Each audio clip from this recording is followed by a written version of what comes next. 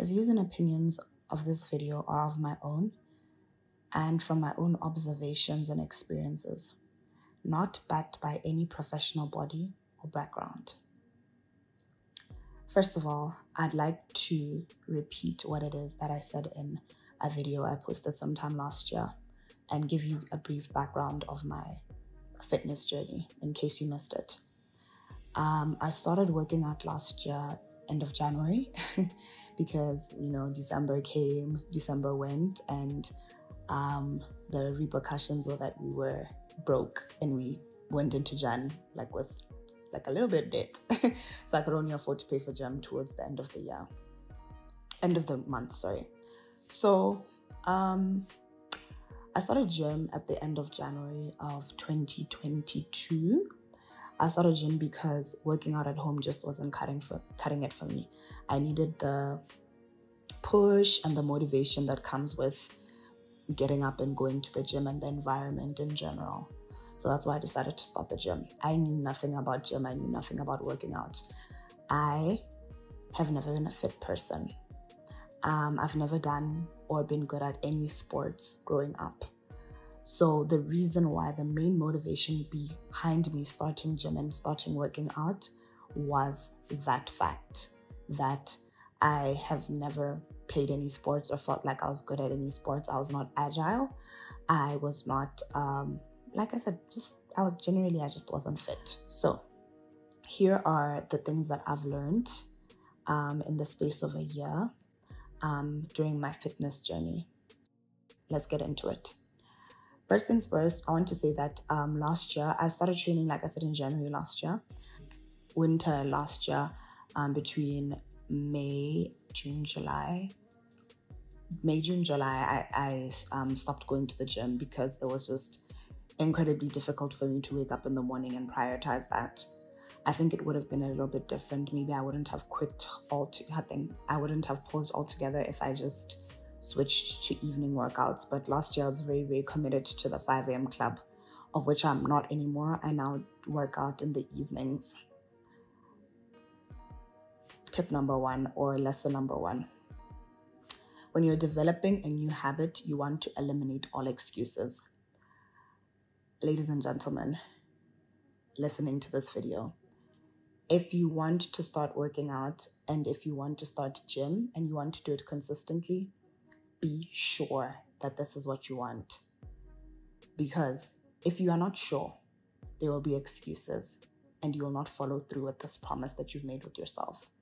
So basically what I'm saying in layman's term, do not waste my time and tell me that you want to start the gym if you are not absolutely committed and in love and there's a burning fire in your body that's going to push you out of bed every other day to go to the gym. Don't waste my time. Just don't.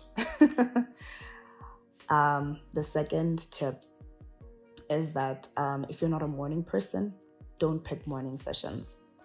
I know you all want to be members of the 5 a.m. club because you look like you have your life together when you post a photo with a timestamp on IG and use the hashtag 5 a.m. club. But if it's making you miserable, there are two things. It's either you're not doing it right, which means that you're trying to wake up at 5 a.m. but you're sleeping really late. You're sleeping at 11 or 12 or something, but you're trying to wake up at 5 a.m. It's not going to work. Or it's just not for you.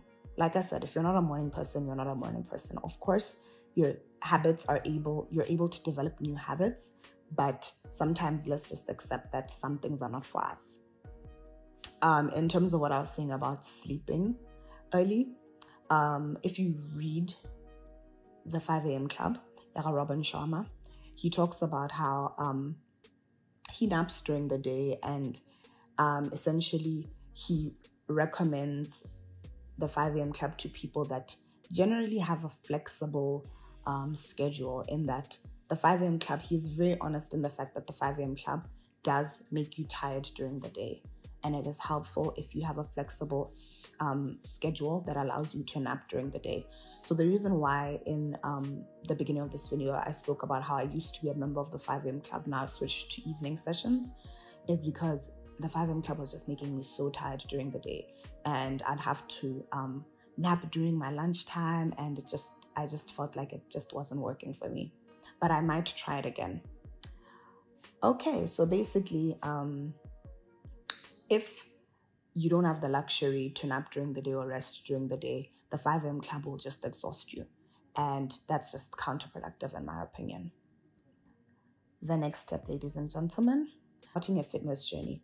It is very, very, very, very, very helpful to go to the gym at less peak hours. I don't know if I'm saying this right, but at the least peak hours, or when, like, not peak hours. I don't know, how do you say it? Yeah. It helps you build confidence without the pressure of so many people staring at you as a beginner. Picture this. You're new to the gym, you're new to working out, you don't know what you're doing, and there are so many people around you. This will easily overwhelm you. And it is basically setting yourself up for failure. So personally, I don't go to the gym. I go to the gym in the evenings, and in the evenings, I mean at 8 p.m. because that's when most people have cleared the gym, and it's just like about 6 to 10 of us in there. And if I want to go to the gym when there's absolutely no one, that would be during like working hours, which I can't, of course, which would be between like 11 and 12 and like 3 to 4. That's when that's less peak hours. Low peak. Is it low peak, guys? How do you say it? Yeah, that. Non-peak hours. Let me say non-peak hours. So I highly recommend that you do that.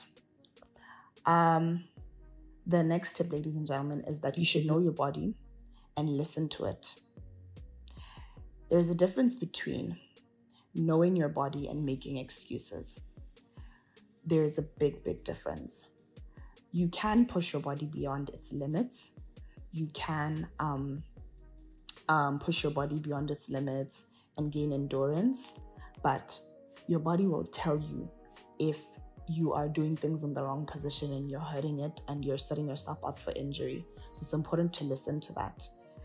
Sometimes the danger when you're being spotted by somebody is that you don't want to look like you're failing and you're just pushing yourself beyond like what your body is allowing you, beyond what your body is trying to communicate to you. Sometimes when you're working with a trainer, of which I want to emphasize that sometimes not all trainers are good trainers, sometimes you're going to push yourself into injury, which is something that you have to really be cognizant of, which is something that you really have to be assertive about. You have to communicate. You have to push yourself to speak up when you can feel that you're pushing yourself or driving yourself into injury. I have feet that are quite different from a lot of people's feet. I have duck feet, and I'm also flat-footed. I'm flat-footed and being flat-footed comes with like a lot of problems. Like I have to be cognizant of the type of shoe I wear. I also have to be cognizant in the way I step when I'm running on the treadmill, for instance. And there are certain workouts that I cannot do as perfectly as the next person because of my duck feet. Lunges, for example, are one of them. Can you imagine how awkward it looks when I'm doing lunges with my duck feet, with 2 feet that are facing in opposite directions? It is very funny and it hurts my knees. So I actually try not to do lunges, and that is not a train smash. It's okay if you can't do certain workouts. There are many other workouts that you can do that will suit you and your body type, your feet type, etc. The next tip is that having a gym buddy is fun and all. It's all fun and games, except Halidiana. I'll say this in English. Except if you two are wasting each other's time and consuming a lot of time in the gym because of the fact that you guys are either talking and chatting or cracking jokes or just doing things slower than usual because of the fact that you guys are, I don't know, sort of each other's sort of accountability partners. But that being said as well, I do understand that certain people and men do need a gym partner because that is their sort of therapy. Gym becomes their therapy, a place where they go to and like have where they go to and get to sort of converse a little bit with their friends, get to know different people while also working out. That's fine as well. Personally, I just there's just nothing I hate more than leaving the gym with regrets because I didn't use my time effectively and efficiently. Either because we barely did anything, or our 1 hour session turned into a 2 hour session because we were chatting. I honestly dread the feeling of getting home and like having all that regret. Like I said, don't get me wrong, some men need that sense of community because it's their therapy, and also because they spot each other. I got to learn from a friend that some people really do need spotting in order to like go beyond, push their body beyond its limits. But in conclusion, all I'm saying is that we're paying a lot at the gym and you don't want to leave there every other day feeling like you didn't do anything. I think it's bad for your mental health. And also, life is too short to be sabotaging your own goals. The next tip, which is obviously number one. The next tip is that you should always stretch before and after your gym session. It is encouraged to do dynamic stretching before your workouts, especially if you're doing weight training. If you want to learn what dynamic stretching is, just look it up. The next tip is that don't go at your gym journey goalless. Don't go at it goalless. Goalless. The simplest goal that you can want to achieve or attain when you start your gym journey is simply consistency and getting the hang of things. That is the kindest goal that you can set for yourself when you first start your gym journey. And when I say goalless, when I talk about having goals when it comes to your gym journey, I will emphasize that it's important to be reasonable. For example, it really depends on body to body, but sometimes setting a goal like wanting to lose 5 kg in 2 months is not always reasonable. Next tip, and this one is the most important. Don't be afraid to fail, look stupid, or look like a beginner in the gym. As much as you're going to go to the gym at off-peak hours to try and avoid looking stupid and to just make mistakes in peace, there will be a lot of times where you're going to have people around you. And this is where you have to find the courage somewhere in you to not be afraid to look stupid. Sometimes people will come to you while you're in the gym and try to give you advice. And I urge you to take that advice with 1, a grain of salt, and 2, be kind to yourself, be kind to the whole experience, be kind about the whole experience and say to yourself, I am very grateful that this person came to me and is trying to help me achieve my goals. This person saw that I needed help and they used their energy and time to come and offer me assistance and guidance. The universe is abundant and kind people still exist, and I am grateful.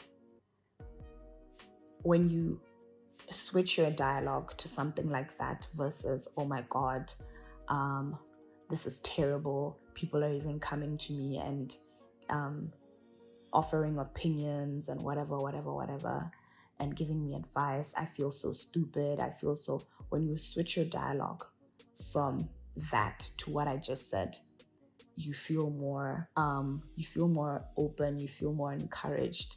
It just shifts your perspective altogether. and just makes the whole experience more positive. So basically, receive help with positivity. It may bruise your ego a little bit, but just repeat that affirmation or something similar to yourself, and it will just shift your whole perspective. The next tip is that, and this is a tip that I try to use for everything that I try that's new, that's different, is that you need to get into it like you're crazy. Do not be afraid to look crazy. The people that you live with or the people around you are going to think that you're crazy, and that is okay. This is how you build new habits, you achieve your goals, and you essentially just become a happier and healthier person. The next step is that you should, and it links to one of the previous tips, is that you should have teachers everywhere, especially if you can't afford a good trainer. Being kind and being open to the people around you in the gym is helpful in the sense that it depends on which gym you go to, but most of the gyms have just the random trainers that work there that are the staff of the gym. If you're kind and greet them on a daily, they will train you and offer you support. So it is important to be kind to people wherever it is that you do go. The next tip, and this is again one of the most important tips, is that form is important. I know you guys hear this word a lot, form. It just basically means that you have to do certain exercises in a certain position for them to be able to target the right areas or the areas that the exercise is supposed to target. And if you happen to hunch your back or stand in a particular position, it's either one, the exercise won't work as well as it's supposed to or at all, or two, you're going to leave that place with an injury or just like overly sore in a way that doesn't make sense. Personally, there are some exercises that I don't do simply because I am not at a point where I can master the form, and that is okay.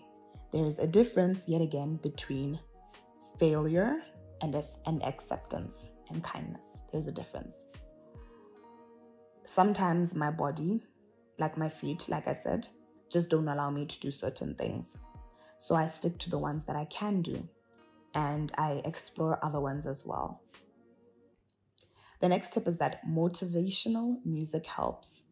I remember at some point I was really into working out with nkakgole, like listening to nkakgole as I was working out. Like, you know how much energy nkakgole has, like her music just used to really, really help me pump and push. I have a playlist that I did work on at some point. I'll share that in the link below, but I'll also share some links to some songs that have helped me push in the gym. Next tip, which again is up there, top 2 and not 2. Yeah, I get messages sometimes from people, or just generally I see statuses from people talking about how they struggle to stay motivated in the gym, how they don't know what to do in the gym. And my response to this is that curating your feeds is the most powerful thing that you can possibly do. Think about this. The way billboards work in marketing is that the more you consume something or the more you see something is the more that you want it and the more that you go after it. So essentially, if I'm scrolling on my phone every single day on Pinterest and on Instagram, and I'm seeing fitness content, it's the more tricking my brain into believing, into wanting, into pursuing. So that is what I did for myself. Most of what I scroll on my IG is fitness content, fitness girlies. If you follow me on Instagram, you know that that's the type of content that I even share on my stories, like a lot these days. I follow a lot of content fitness people on Instagram. Before I got back into Instagram, I was using Pinterest a lot. And my feed on Pinterest right now is fitness content. It's fitness content, it's fashion, it's hair. Like I said, the more you consume, the more you look at something every day, the more it becomes a part of your life. And in terms of not knowing what to do in the gym, I am one of those people that I'm not the most organized person. I don't have a set training schedule. I usually just scroll on my feed and I'll find a workout, a particular training day workout, whether it's legs, whether it's arms, whether it's back. And depending on what I'm working out that day, I will perhaps follow that workout that I saw on my feed, or I'll mix to whatever workout that I had already planned for myself. I'm not really big on planning my workouts. I'm not really big on planning in general, but I find that scrolling on my feed really helps me learn and discover new workouts that I can try, that also just keep my whole training routine just from not getting monotonous or boring. I think the next tip that I have for you guys, which I personally wish somebody had told me a little earlier, is that if you know that you are a big sweater, do not buy light or transparent clothing, gym clothing. I sweat. So if you know that you are a big sweater like I am, and you are uncomfortable with looking like you pissed yourself in the gym, then I highly recommend you to just buy all dark clothing for the gym. Your blacks, your dark blues. I consistently look like I've just pissed myself to the point where I just don't care anymore. They know in the gym, they know. The last thing that I'm going to talk about might not be the last thing, but let me say that when you look good, you feel good. Gym has made me very, very, very, very confident. And this is because of two things. One, because I've been able to push myself beyond my limits. Because a year ago, I thought that there were certain things I couldn't do, but here I am, I'm doing them. Two, because I look good. So I look good, and because I look good, I feel good. So that has just contributed to my overall confidence and happiness. And it feels great, especially because I worked for it. I worked for all of it. It's whether it's with my time, whether it's with my money, I worked for all of it. It seems like it's all positive things, ne? Let me just throw in one negative thing. Actually, two negative things that they don't tell you about gym, about working out. One, there's this great body dysmorphia that comes from gym and working out. And I know that this seems crazy. It's like I'm working in the gym, I'm pumping, I've lost all this weight, or I've gained all this muscle. Why do I have body dysmorphia? I don't get it either, but all of a sudden, especially if you take a break or you stop going to the gym, even if you take a break for 2 days, a 2-day break, you will look at yourself in the mirror and feel like all of your muscles are gone. All of the weight that you lost is back. And it is daunting. It is the most terrible feeling ever.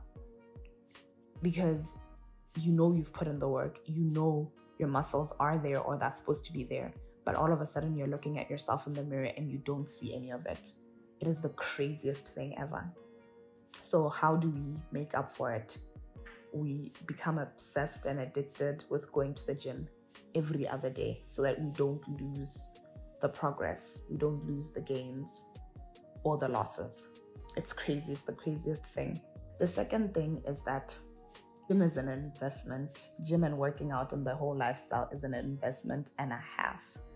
The other day I was in Discam and I saw that a whole pre-workout one of the pre-workouts there is a whole 600 bula. I could not believe it. I pay 488 at Jack's Gym iTowers.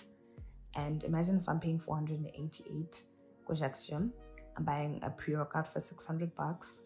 I need 2 new workout sets, which are maybe 300 each a pop. What else do I need? I maybe need like energy bars, maybe for the days I don't have my pre-workouts. Oh, not forgetting my mass gainer, which is something like $300. Gotta add that all up. Add all of that up. It's quite expensive. It's quite an expensive lifestyle to maintain. It's crazy, but obviously there are cheaper ways that you can go about all of this. If you need protein, you can get protein from oats. You can get protein from peanut butter, oats with peanut butter, milk, boiled eggs. That's the cheap route that you can go. Pre-workout, instead of the 600 bula pre-workout drink, you can substitute that with coffee. In terms of the gym clothes, you can just use your average clothes, the shorts that you have, not the jean shorts, obviously, the shorts that you have in your closet, and you can just try buying once after 2 months or once after 3 months. Also, I always target the sales at Mr. Price Home and not so much JD Sports.